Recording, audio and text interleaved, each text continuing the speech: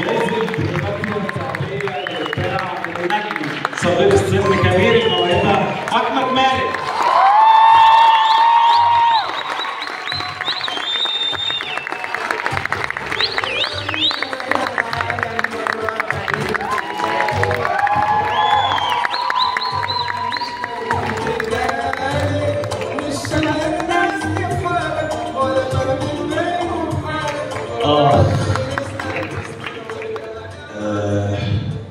اولا انا يعني متفاجئ ان طه موجود، انا حقيقي كنت ما اعرفش، فده يعني مخلي اللحظه دي حقيقيه جدا وقويه جدا بالنسبه لي، يعني جوايا مشاعر كتير قوي واحنا ممثلين، فهتكلم عن مشاعري يعني. والله حاسس بحاجتين بقوا ثلاثه، حاسس بطه، فتحيه كبيره قوي قوي لطه مسعود.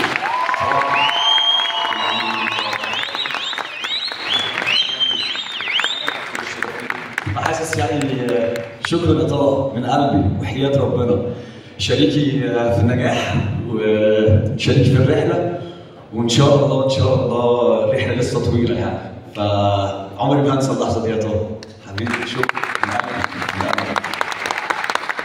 الشعور التاني هو نوع من الخجل، ان في اساتذه كبيره قوي النهارده موجوده وانا بتكرم، فده شيء مخليني متلخبط وحاسس انا بتكرم ليه، بس طبعا طبعا طبعا برضه تحس ان احنا كفنانين بنشكك في نفسنا طول الوقت، وبنحس ان الواحد لازم يبقى احسن واحسن واحسن، وبعدين بتيجي لحظه زي دي من فنانين كبار ومهمين واساتذه يقولوا لك لا انت ماشي في الطريق الصح. فانا بالنسبه لي الجائزه دي تاكيد ان الشغف والمجهود والصدق والحقيقه هم اهم حاجه. انا اسف ان حطيت الجائزه على الارض، كنت عايز امسكها بس الجائزه دي عزيزه جدا جدا جدا، الجائزه دي بتاكد ان انا ماشي صح، فالحمد لله. اخر حاجه، ده اول تكريم ليا وبتكرم في اسكندريه.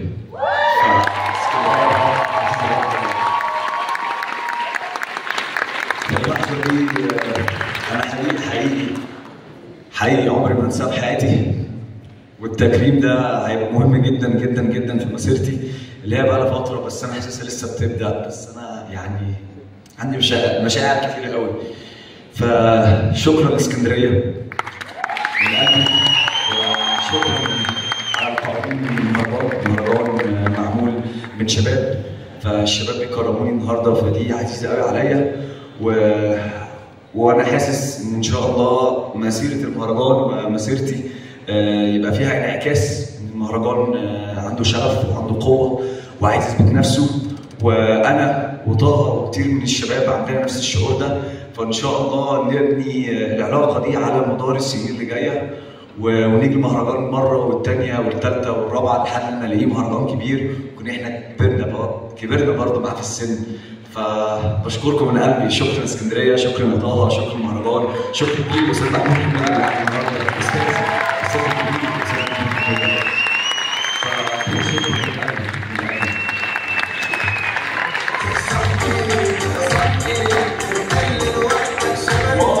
معلش شكرا لبشرى، شكرا كبير قوي لبشرى على الكلام الجميل ده.